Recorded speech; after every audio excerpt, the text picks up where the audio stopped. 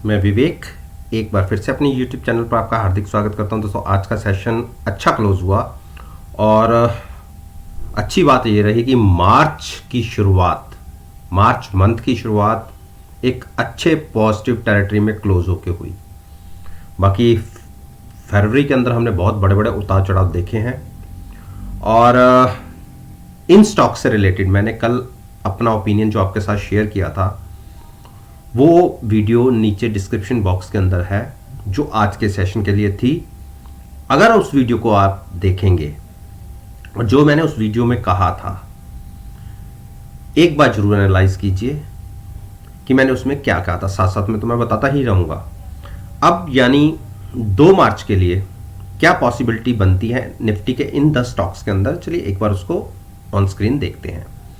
कल के दिन में मैंने कहा था कि मुझे नहीं लगता अल्ट्राटेक सीमेंट 6000 के नीचे जाएगा, क्योंकि जब से ये इस ट्रेंड लाइन को ब्रेक करके ऊपर की तरफ क्लोज ट्रेड करना शुरू किया है, इसने एक बार भी इसके आसपास नहीं आया और ना ही इसको नीचे की तरफ ब्रेक किया है। और मैंने ये भी कहा था कि अगर 6000 ब्रेक करता है तो 250 पॉइंट्स की और गिरावट फर्दर इस लाइन तक बन सकती है। पहले ये एक्सपोर्ट बनेगी और उसके बाद ये लाइन को जब मैं एक्सटेंड करूंगा तो वहां तक गिर सकता है, जिसकी पॉसिबिलिटी मैंने ये कहा था कि 90% नहीं है गिरने की। हाँ, और अपनी उस वीडियो के अंदर मैंने 6000 के आसपास एक पॉसिबिलिटी रखी थी कि अगर हम वहां तक स्टॉक गिरता भी है तो हम वहां पे एक बाइंग अपॉर्चुनिटी तलाश करेंगे। और क्योंकि इसकी क्लोजिंग कल की दिन में मिली थी हमें 6150 के आसपास, तो क्योंकि अपनी 3 मूविंग एवरेजेस के नीचे था ये स्टॉक, इसलिए मैंने फ्रेश शॉर्ट करने की बात नहीं थी करी थी, क्योंकि इतनी बड़ी गिरावट के बाद एक पुल बैक की संभावनाएं 90% बढ़ जाती हैं। और जिनको मैंने यहां से शॉर्ट करवाया था उनको वो तो अच्छे प्रॉफिट में कल तक थे ही, और उनके प्रॉफिट कहा भी था मैंने बुक कर लीजिए। अब कल के लिए यानी 2 मार्च की क्या संभावनाएं बनती है। देखिए, अभी भी ये बेरिश साइड पर ही ट्रेड कर रहा है। अगर मैं अकॉर्डिंग टू MACD बताऊं, ये देखिए बेरिश क्रॉस ओवर ही है। ये एक जो पुल बैक आपको दिखा है, ये मेरे हिसाब से एक बार 6500 तक कंटिन्यू होना चाहिए, क्योंकि आप इसका कंसोलिडेशन फेज देखेंगे पिछले 15 दिन से, तो जो इसने ऊपर की तरफ के हाई 6600 के आसपास लगाए हैं, आप यहां से आप देख लीजिए ऑलमोस्ट पिछले 15 दिन से एक ही टेरिटरी के आसपास ट्रेड ले रहा है। तो हम एक काम कर सकते हैं, अगर ये 6500 के आसपास आ जाता है तो वहां पर 6500 की कॉल बाय करके हम फ्यूचर स्टाइल करने की स्ट्रेटजी बना सकते हैं। अब क्योंकि ट्रेडिंग इसकी नेगेटिव साइड पर हो रही है, MACD में भी बुलिश क्रॉसओवर नहीं है, तो इसीलिए हम बाइंग साइड पर नहीं बैठेंगे। हाँ, चला जाए 6500 तक कोई बात नहीं, लेकिन वहां पर जाके हम एक बार कॉल बाय करके फ्यूचर सेल करने की एक स्ट्रेटजी लेंगे, जैसे मैंने यहां पे ली थी और हमने इतना बढ़िया प्रॉफिट यहां तक का लिया था। अब मैं बात करता हूं IOC की।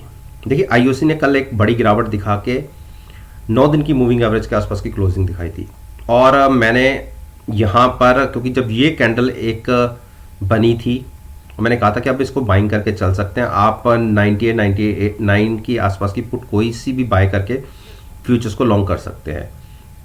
कल के दिन में हम ऊपर तक गए, यहां तक तो हमें अच्छा प्रॉफिट आ रहा था, लेकिन सडनली मार्केट के अंदर एक डिक्लाइन देखा गया, हमारा ट्रेड नेगेटिव साइड पे आ गया। लेकिन दिक्कत हमें इसलिए कोई नहीं थी क्योंकि हमारी पोजीशन हैज थी। आज फिर से देखिए हम एक अच्छे प्रॉफिट पे बैठ गए। तो अगर कल के दिन में हमें मूव 103 तक की आ जाती है तो हम अपना प्रॉफिट लेके एक बार एग्जिट हो जाएंगे, क्योंकि जो जितने में हमने ऑप्शन बाय किया है उसका सारा उतनी वैल्यू का हमें फ्यूचर्स में प्रॉफिट हो चुका है। तो एक बार हम इसको एग्जिट करेंगे और पुट को होल्ड पे रखेंगे, पुट को नहीं स्क्वेयर ऑफ करेंगे, फ्यूचर्स को स्क्वेयर ऑफ करेंगे। अगर कहीं फिर से एक बड़ी डिक्लाइन दिखती है तो हम नीचे जाके फिर से इसको फ्यूचर्स को लॉन्ग करेंगे। तो स्ट्रेटजी मैंने आपके साथ डिस्कस कर लिया, लेकिन ये तो है जिनके पास पहले से मैंने ट्रेड दिलवा रखा है। अब फ्रेश कैसे आप ट्रेड लेना चाहते हैं? फ्रेश क्लोजिंग अपसाइड पर है, इसको स्टॉक को हमने ट्रेड नहीं लेना, तो हम लॉन्ग साइड पर ही ट्रेड लेंगे। लॉन्ग साइड पर ट्रेड ऐसे लेंगे कि हम फ्यूचर्स बाय नहीं करेंगे, कॉल बाय नहीं करेंगे, हम 98 की पुट सेल करेंगे। 98 की पुट सेल करने का मतलब ये है कि हम तेजी खेल रहे हैं। तो उस केस में स्टॉक जितना भी ऊपर जाएगा हमें पुट में पैसे मिल जाएंगे, क्योंकि पुट की वैल्यू डिके हो जाएगी। तो इस तरीके से हम एक ट्रेड लेना पसंद करेंगे। बाकी शॉर्ट करने की अभी गलती मत कीजिएगा। Gas authority of India limited, इसने कल के दिन में स्लाइटली नेगेटिव साइड पर क्लोजिंग दी थी, और पहले हम देख लेते हैं कि अभी तो इसमें बुलिश क्रॉस ओवर ही है। तो हेजिंग के साथ तकरीबन आप ये मान के चलिए 140 के आसपास की पुट, थोड़ी सी नीचे की ले लीजिए क्योंकि थोड़ा प्रीमियम उसमें कम होगा। अगर हम वो लेके फ्यूचर्स को लॉन्ग करने की एक स्ट्रेटजी क्रिएट करें तो अच्छी प्रॉफिटेबल स्ट्रेटजी हो सकती है, क्योंकि अभी तक इस स्टॉक ने बेरिश क्रॉसओवर नहीं दिया और अपनी तमाम मूविंग एवरेजेस के ऊपर ट्रेड कर रहा है। तो इसलिए इसको पॉजिटिव साइड पर ट्रेड लिया जा सकता है विद हैजिंग। टाटा मोटर्स में हमने 330 की कॉल बाय करके फ्यूचर्स को लॉन्ग किया हुआ था, जो कल तक स्लाइटली सी एक नुकसान दे रहा था, लेकिन आज के दिन में जो उसकी क्लोजिंग मिली है वो अपनी सभी मूविंग एवरेजेस के ऊपर मिली है। तो इसीलिए एक अच्छी स्ट्रेंथ अभी भी इसमें देखी जा सकती है। अभी ये स्टॉक नेगेटिव नहीं हुआ, और फ्रेश ट्रेड के लिए मैंने मना किया था क्योंकि ये अपनी सभी मूविंग एवरेज के बीच में कल तक क्लोज दिखा रहा था। तो अब क्योंकि इसकी एक पॉजिटिव साइड पर क्लोजिंग आई है, जिनको फ्रेश ट्रेड लेना है वो भी लॉन्ग साइड पर ले सकते हैं। आप 330 की पुट बाय करके भी लॉन्ग साइड पर ट्रेड कंटिन्यू कर सकते हैं। एक अच्छा प्रॉफिटेबल वाला ट्रेड होने की संभावनाएं तकरीबन 90% है। यूपीएल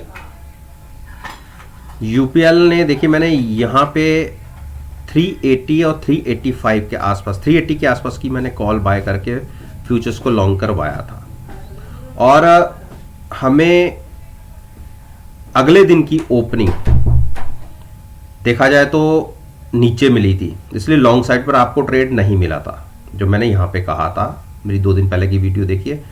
और कल के दिन में हमने एक बहुत बड़ी गिरावट दिखाई, और कल के दिन में मैंने ये कहा था कि इसने उतनी वीकनेस नहीं दिखाई, क्योंकि इसने अपनी सभी मूविंग एवरेज के ऊपर क्लोजिंग दी है, लेकिन इसको शॉर्ट नहीं करना। हाँ, जिन्होंने ऊपर बाइंग नहीं की थी उनको ये स्टॉक काफी नीचे के प्राइसेस में मिल रहा है।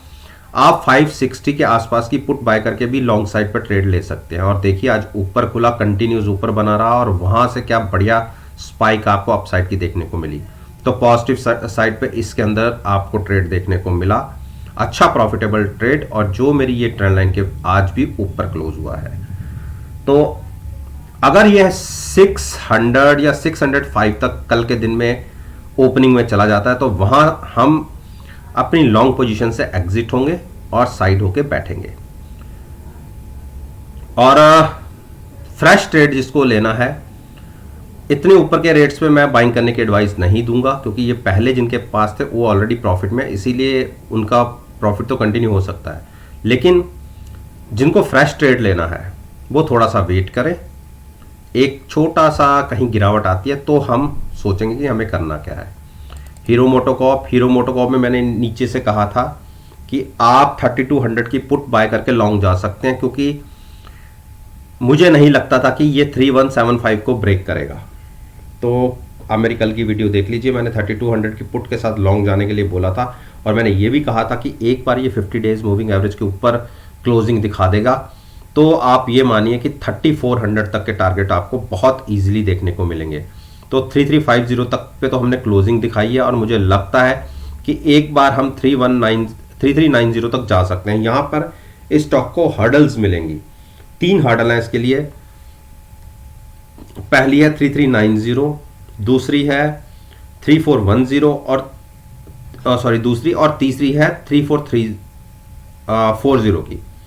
इसके ऊपर निकल जाता है ये स्टॉक तो एक बड़ा रनअप तकरीबन आप मान के चलिए 3600 तक का भी टारगेट देखने को मिल सकते हैं। तो जो मैंने कहा था कल की अपनी वीडियो में वो आज सच साबित हुआ। अब बात करते हैं टाइटन में मैंने देखिए क्या कहा था कि इतनी बड़ी गिरावट के बाद यहां से फ्रेश शॉट हमें नहीं लेना। लेकिन अगर आप थोड़ा सा रिस्क ले सकते हैं तो 1400 की पुट बाय करके आप लॉन्ग में चले जाइए। मुझे 9 दिन की मूविंग एवरेज के आसपास तक एक बार इसका प्राइस जाता दिखता था 1440 तक, लेकिन इंट्राडे में तो इसने तकरीबन 70 तक के टारगेट्स भी लगा दिए। तो मेरी उम्मीद के हिसाब से बड़ा पुल बैक इसमें देखने को मिला, और अगर क्लोजिंग बेसिस पे ये 1490 क्रॉस कर देता है कल के दिन में, तो आप इस स्टॉक में रनअप देखिएगा, तकरीबन 1600 आपको बहुत स्पीड से देखने को मिल जाएगा। तो ओपनिंग मैटर करती है। देखिए कल के दिन में ओपनिंग ऊपर हुई, कल के दिन से क्लोजिंग से आज ओपनिंग ऊपर हुई, और जहां ऊपर ओपन हुए हाफ एन आवर इसने अपसाइड पर ट्रेड किया, और वहां से एक सडन स्पाइक अपसाइड पर देखने को मिला, और अच्छा प्रॉफिटेबल ट्रेड जो मैंने कहा था वैसा देखने को मिला है। टीसीएस में भी मैंने कहा था कि मुझे इसमें बड़ी गिरावट ऐसी नहीं लगती, लेकिन हाँ अगर हम 2840 के आसपास जाएंगे तो वहां से लॉन्ग में जाना पसंद करेंगे। देखिए नीचे की तरफ तो नहीं गया, कल की क्लोजिंग से ऊपर खुला और ऊपर ही बना रहा, तो लॉन्ग्स तो मैंने अवॉइड कहे थे, लेकिन ये कहा था कि हाँ नीचे जाएगा तो हम वहां जाके खरीदेंगे, तो वो पॉसिबिलिटी तो नहीं दिखी। लेकिन अब अगर ये क्लोजिंग बेसिस पे 3010 के ऊपर क्लोजिंग दे देता है तो पॉसिबिलिटी थोड़ी सी चेंज हो जाएंगी इसकी फिर से अपसाइड ऊपर की तरफ मूव करने की। जो पिछले अगर देखा जाए तो 3300 से हमने 2900 तक के जो करैक्शन देख ली है 10% के आसपास की, उस पर विराम लग जाएगा और हम एक ट्रेंड रिवर्सल की शुरुआत हो सकती है। तो बाइंग हम करेंगे 3010 के ऊपर क्लोजिंग आने पर। छोटी छोटी सी हर्डल्स हैं, वो क्रॉस हो गई तो एक सडन स्पाइक स्टॉक में दिखेगा। अदरवाइज कल फिर से अगर गिरावट आ भी जाती है, जिसकी पॉसिबिलिटी काफ़ी कम लग रही है अकॉर्डिंग टू इंटरनेशनल मार्केट्स, तो अगर 2850 तक आ भी जाता है तो वो एक बाइंग अपॉर्चुनिटी होगी स्टॉक के लिए।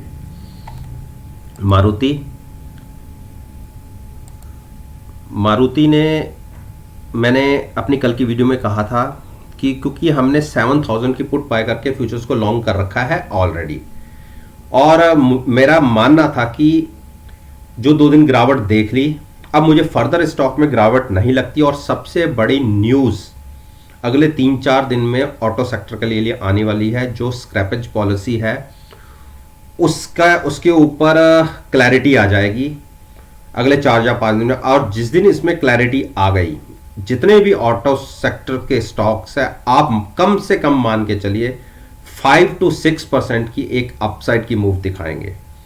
तो उसी को प्ले करने के लिए हमने इस स्टॉक के अंदर रिकमेंडेशन बाइंग साइड पर रखी हुई है, लेकिन साथ में हमने अपनी पोजीशन को हेज भी किया हुआ है।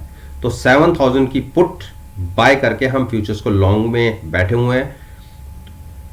तकरीबन 140 पॉइंट्स की मूव तो हम ऑलरेडी आज के दिन में देख ही चुके हैं, और यहीं पर हमने पुट बाय की थी। तो जो कल तक थोड़ा स्लाइटली सा लॉस था, आज हम ये मान लीजिए कि एट पार तो आ गए हैं या थोड़ा सा प्रॉफिट में आ गए हैं। लेकिन कल के दिन में अगर फिर से हम पॉजिटिव साइड पर ओपन होते हैं तो आप ये मानिए इसको एक हर्डल दिखेगी केवल 7130। जैसे ही उसको क्रॉस होते हैं तो 7350 आप बहुत तेजी से स्क्रीन पे देखेंगे। 200 पॉइंट्स का एक बहुत तेजी का स्पाइक इस स्टॉक में दिखने की पॉसिबिलिटी है। बाकी स्टॉक को शॉर्ट नहीं करना, स्टॉक वीक जरूर है लेकिन शॉर्ट नहीं करना। बाइंग साइड पर केवल आप हैजिंग के साथ बैठ सकते हैं पुल बैक के लिए। ब्रिटेनिया में मैंने 350 के आसपास की पुट बाय करके फ्यूचर्स को लॉन्ग किया हुआ है, और बोला हुआ है कि आप इसमें लॉन्ग रह सकते हैं। और जैसा कि मैंने अपनी कल की वीडियो में बोला था कि 3390 और 3400 थोड़ा सा एक हर्डल है। अगर उसको क्रॉस होते हैं तो हम 3450 और 3600 तक की बहुत तेजी से स्पीड देख सकते हैं। उसकी शुरुआत आज हुई है, तो हम लॉन्ग्स में रहना पसंद करेंगे। और जिसको नई पोजीशन लेनी भी है तो वो 3310 के साथ 33, या आप ये मानिए हमारी क्लोजिंग है 3400 के आसपास, तो 3380 की पुट बाय करके आप लॉन्ग्स में रह सकते हैं। अपनी पोजीशन को हैज जरूर रखिएगा, लेकिन लॉन्ग साइड पर ट्रेड लीजिएगा, क्योंकि बहुत बड़ी स्टॉक ने गिरावट दिखाई हुई है ऑलरेडी।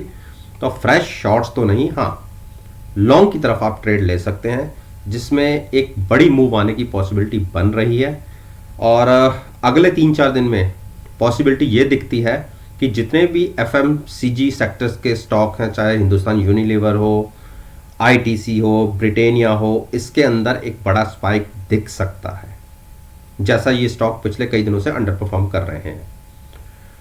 तो दोस्तों, ये निफ्टी इंडेक्स के 10 स्टॉक्स जो इंडेक्स के स्टॉक्स हैं और जो निफ्टी में बहुत अच्छी वेटेज रखते हैं, उसके ऊपर मैंने अपना ओपिनियन आपके साथ शेयर किया है। और मेरा मानना है कि अगर मेरी इस वीडियो को आप कल के ट्रेडिंग सेशन के साथ एनालाइज करेंगे, यकीन मानिएगा आपको बहुत अच्छे पॉजिटिव रिजल्ट्स देखने को मिलेंगे। वीडियो अच्छी लगी हो तो लाइक कीजिए, शेयर कीजिए और मेरे यूट्यूब चैनल को सब्सक्राइब करना मत भूलिएगा। इस बात के साथ मैं आपसे विदा लेता हूँ और एक नई वीडियो के साथ फिर से आपके सामने आऊँगा। तब तक के लिए धन्यवाद।